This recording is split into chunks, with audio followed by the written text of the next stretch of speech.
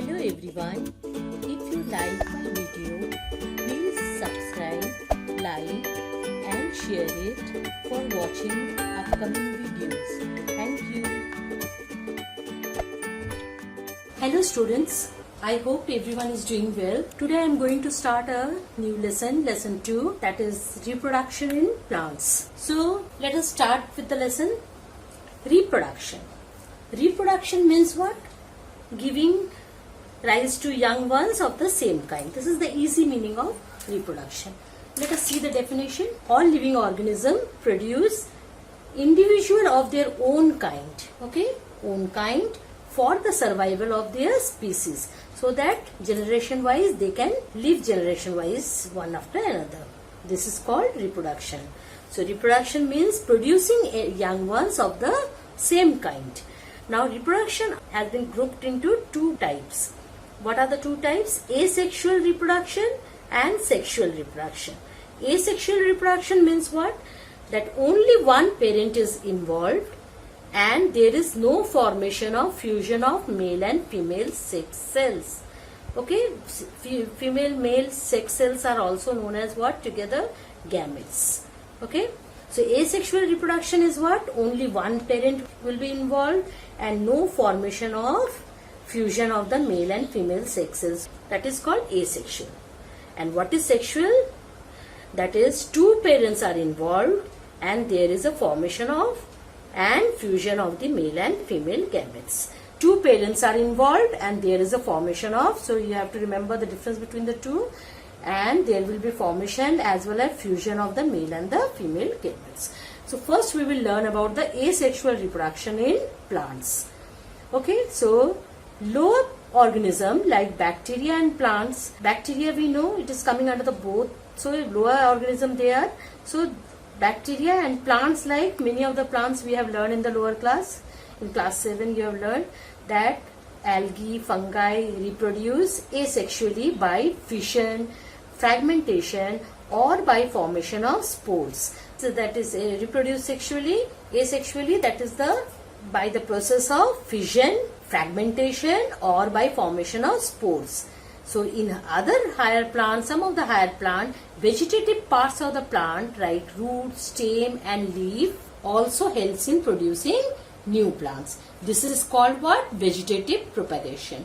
So today we will learn one by one how they are asexually, all the processes are going. First we will learn about the binary fission. So bacteria also reproduce like this asexually by the method of binary fission. Binary means what?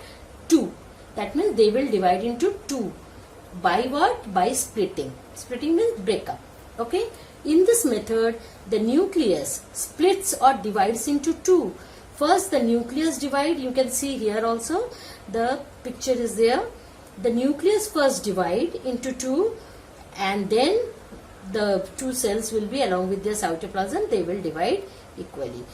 Splits across the middle. So nucleus will go and the nucleus splits or divide into two and then the cell splits across the middle. From the middle the cells get divided. Forming two small identical cells. So two small, both will be having the nucleoid, both will be having equally, they will divide it, and these two small identical cells are known as what? From the parent cell, the daughter cells. Now we are coming in some of the organism, you will find that these are the binary fission you have seen in the bacteria. What about some other organism which are also coming under this? They shows one cell divides into four daughter cells. That means they will not divide into two, they will divide into more than two, that is four. Four daughter cells, that's why they have been named as a what type of fission? Multiple fission. Now we will see the second one, budding. This method is very common in yeast. Yeast is the another we have learned in the lower classes. The parent cell produces an outgrowth. The parent cell will produce an outgrowth. Can you see the parent cell is producing an outgrowth? One outgrowth is here also you can see. The buds grow, outgrowth called a bud. This is known as the bud formation. So the bud grows, slowly the bud grows and then slowly it get detached. along with its daughter nuclei. What happened?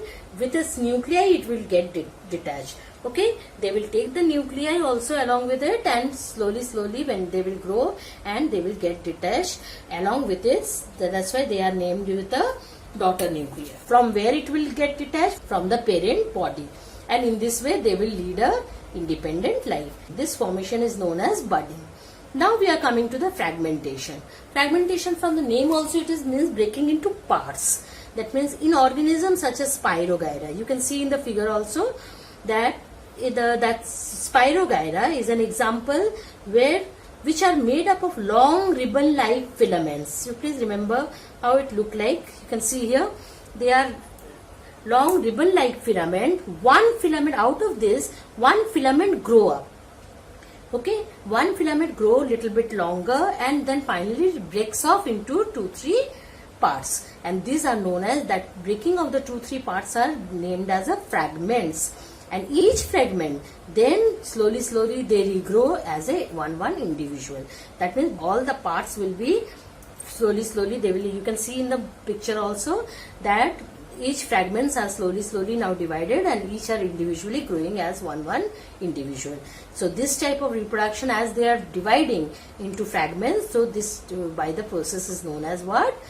Fragmentation. So reproduction is known as fragmentation. Next we are coming to the spore formation. Spore formation is very common in mosses and ferns. So you should remember mosses and ferns. So you can see in the pictures also how the spores look like. They are very ornamental. Ornamental means the underlying of the leaf they are mostly found, and the tiny spores type dot-like structures is formed on the in the lower base of the leaves, and they look like ornament, means very decorative. The spores on the underside of their leaves. The spores are light and can be carried away by the wind or insect to different places. So they are present in that, and they are very light in the strong wind or by the insects, or any insects, butterfly or any type of insects come, any house, you can say butterfly, honeybee, any type of, they comes on the leaves, flowers and all. When they sits on it, they stick to their body, and they, in this way they are taken out to their different places. On reaching suitable condition, after reaching suitable condition for growth, spores germinate to give rise a new plant.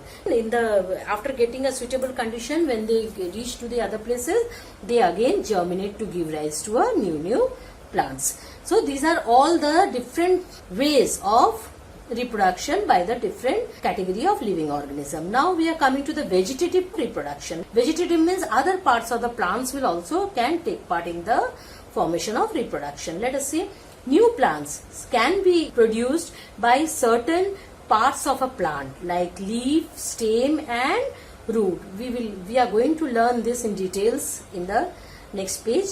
So these type of vegetative parts of the plant are capable of giving rise to a new plant and are called what? Propagules. So this type of plants, which parts of the plants which are responsible for giving rise to new plant, parts of the plant are known as propagules, and the process is known as vegetative propagation. Vegetative propagation can be natural, the plants can take place by itself only, or can be artificial. Human being also take the step to do this reproduction by artificial work. Okay, so we will see both the cases how it has been done with the different examples. Now let us come to the natural vegetative propagation. That means how plants do by themselves. Let us see. First is the reproduction by stem. Reproduction by stem. The stem of common grass, mint, grow. These are the two examples. Okay, common grass, mint, grow horizontally parallel to the ground. They horizontally go parallel to the ground. New roots and shoot develops at their nodes. Okay, so node and internodes are there in the lower class, also in the leaves and in the stem. You have seen the two nodes in the middle gap is known as the internode. When the new shoots grow out from the nodes, these roots grow downward into the soil. Obviously, roots will go to the downward into the soil, and the shoot go upward to form the new plants when the stems are using the purpose of the reproduction. Now let us take one example, ginger. Ginger is the very known to us. It's a we are often using in the kitchen, is a modified stem. Okay, so it has nodes also and internodes also. It has outside scaly leaves also. You have seen that light brown in color, very dry scaly leaves are there. So you can also see some axillary buds growing out from the nodes. So from the nodes you will find some axillary buds are also growing out. So they are rising actually from the nodes. The farmer grow ginger from small pieces of ginger containing these axillary buds. That means in ginger, which is a modified stem, it has the axillary bud which often grows from their nodes, which are responsible for the reproduction of the ginger. That is the modified stem. Let us see the next one. You can see here activity 1 how this is the scaly leaf. I have shown in my picture also. You can see very clearly. Now these are the internodes, okay, and this is the node. Between the two nodes the space is known as internode. This is the bud, and this is the node. From this only axillary bud grows out of it. Here also node is there, from there axillary bud is growing out. Then these are the outside skin is the scaly leaf, and from here the leaves are, the new shoot is coming out. So ginger has nodes and internodes, and this one is very important. Nodes and internodes, and nodes carry thin, dry, brown, papery, scaly leaves. You often have seen in the ginger that these are the dry, which often we take out, peel off the skin. That is the dry, scaly leaf. Now, axillary bud grow out from the nodes to produce the new plant. This is a very, very important point. Okay, which grow out from the axillary bud is responsible for reproduction to get and give rise to new plant, which grows out from the node of the ginger. Now similarly, let us see another example. Potato. Potato is an example of modified stem, but potato bears a vegetative buds, okay, which are also known as eyes. Okay, eyes of, you must have seen some black spots are there which look like eyes of that. And actually what are the birds there? They are not axillary birds, they are the vegetative birds. Okay, now when we cut it in the, and what type of favorite climate they are, it should be a warm, humid climate. Okay, humid, warm climate is very suitable for this. They grow very healthily in the soil. Now potatoes kept in within a few days, you find that plants grow from this bird, vegetative birds, within a few days. If you give a suitable climate, that is warm, humid climate, they may grow out into shoot. Can you see they are growing into a shoot, and these are the eyes, these are going, the vegetative bird from the nodes it is coming out, and if placed in soil they form a complete plant. That means they will go inside and form the plant. So potato, ginger, similarly onion is also there, are all modified stem. Why they are modified stem? Because they have a primary, one additional function is there. What is the additional function? It is the food storage. Okay, and vegetative propagation. That means food storage is the word, it stores food. In the onion also you will find this is the swelling, these are the swelling. Actually why? They contain storage foods are there. Okay, extra food are being stored over there. This is the main function of them. And another function is what? Vegetative propagation, that we are already learning about it, that they give rise to new plant. Okay. With the onion also, when you cut the onion in a vertical section, you find that this is in the picture also you can see here, axillary bud. Okay, axillary bud is there, terminal bud is there, and the stem, this one, that is the adventitious root. And what about the thin layers of which is inside the onion? They are the fleshy, scaly leaves. They only contain the food for the plants. Actually, they are contained. Now you see, the disc-like stem bears terminal and axillary bud. This stem bears the terminal also, axillary bud also. And last point, you give a double tick. The axillary bud grow into a new green aerial shoots under favorable environmental condition. You know what is the favorable condition? That is the warm, moist climate. So this under the favorable condition, they will give rise to new one. That means it needs that auxiliary bud which grows from which give rise to the new plant. Now coming to the reproduction by leaf. After stem, now leaf play a role in the vegetative propagation naturally. Leaves of some plants such as Bryophyllum, in the class 7 you have learned Bryophytes, Pteridophytes. So Bryophyte produce buds in the notches in their margin. In the notches in their margin, you see they produce what? They produce buds, small buds. Can you see? They are like this. Many examples I have also brought. This many examples are being shown here also. You can see. So these are the buds. They are grown in the margin of the leaf in their notches. When such leaves fall in moist soil, and moist and warm climate, if it is there, their buds in the margin begin to grow as a young tiny plants. They also develop the small roots. You will find that they also start growing the plant like this. Similarly, many types of plants you can get in a many common form of plants. We get money plant also. You must have seen that they grow tiny roots like structure which grow and give rise to the new plant with some adventitious roots. You underline this first point, that they are the leaf of the bryophyllum with some adventitious buds. What type of bud they are having? Adventitious bud growing out from its margin, and this when grow out from this margin, they give the tiny plants come out from this buds. The bryophyllum, you see that whose leaves produce adventitious bud in their margin, and these 2 points are very important, already given in conclusion, so try to read them very nicely. Whose leaves produce adventitious buds, that I have told you, in their margin of the leaf, and this adventitious bud give rise to plants. I have already told you, under favorable condition. What is the favorable? Warm, moist climate. And when the leaf with bud falls off from the parent plant, in this way what happens? They will get detached and they will give rise to a individual plant. So this is all about the stem and leaf. Now naturally, how? By the roots. Let us see. Plants like sweet potato, you can take carrot, you can take radish, all are coming under the modified roots. So let us see an example. They have given the sweet potato example here also. I am showing here some examples. You can have a look here also. Now sweet potato, asparagus develop numerous large swollen fleshy roots. So so these roots contain a large quantity. I have told you what is the swollen for storing large amount of food inside them. So similarly, in the case of stem also we have seen. Now in the root also this. So roots contain a large quantity of food inside them, such that each single root is capable of giving rise to a new plant. Now let us take an example other than the sweet potato. Carrot.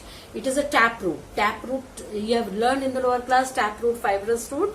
So taproot, it is a biennial plants. Biennial plants means yearly 2 times it grows, and its roots grow vegetatively in the first year and store food. So you remember, in the first year and store food. I have told you that swelling is due to the storing of the food. In the following year, next year, the stem produces flower and seeds. That means first year they start growing, the roots start growing, and they store the food. And what in 2 years what they do, and the second year the stem produces flowers, seeds which die after the end of the second year. Means it completes in 2 years the full processing. They complete full reproduction gets completed, and get detached from the parent. Now buds produce at the base of the old stem. Please underline this. Bud produce at the base of the old stem just above the taproot are meant for what? Vegetative propagation. So buds are produced at the base of the old stem. Means now they are going to, from the base only they will attach, and from there they will get detached from their parents. Okay students, there everything has a negative and positive side. So here also we will see that advantages of vegetative reproduction and disadvantages. At least 2 points you should remember. So what are the advantages? You should know that vegetative parts take very less time, shorter time for their reproduction, because you are cutting the vegetative parts are directly above the roots and all. So what happened? This reproduction by vegetative parts takes very short time. Second is what? New plants thus spread very fast in a small area. So these are very related to each other. So taking less time, taking small area for the new plants to grow, and very fast also they can grow, and it is a very sure method. Means it will definitely, the reproduction and the new growth of the new plant will be taking place. And next point is what? This is very important. Okay, the fourth point is very important. All the good characters of the mother plants are retained by the daughter plants. That means all good qualities come from the mother to the daughter. Okay, now let us see some disadvantages. As all plants developed by vegetative reproduction are genetically identical. Obviously, when they are coming from there, so genetically they are having the same all characters they are possessing and bringing from the mother to the daughter cell. They are genetically identical. So any type of disease if happens then it spread all over. That means because genetically all same, so all will suffer from the same disease. They are all likely to be affected simultaneously if a disease spread in the farm. So as they are all having the same species, they get the chances of spreading of the disease to all over there. Now second point is dispersal of plants does not take place on its own. This is very important. This dispersal cannot take place of their own. Daughter plants developed tend to remain nearby and are restricted to the particular area, leading to competition for resources. You just remember only this much, that they cannot dispersal. Dispersal means what? Going from one place to another. This is not possible for these plants to do by themselves. Outsources required for them because they are very nearby. They can produce the plant. Reproduction can be done with the nearby. On the dispersal cannot take place of their own. So artificial vegetative propagation I will do in the next class, students. That's all for today. Keep learning and be healthy. Have a good day. Thank you.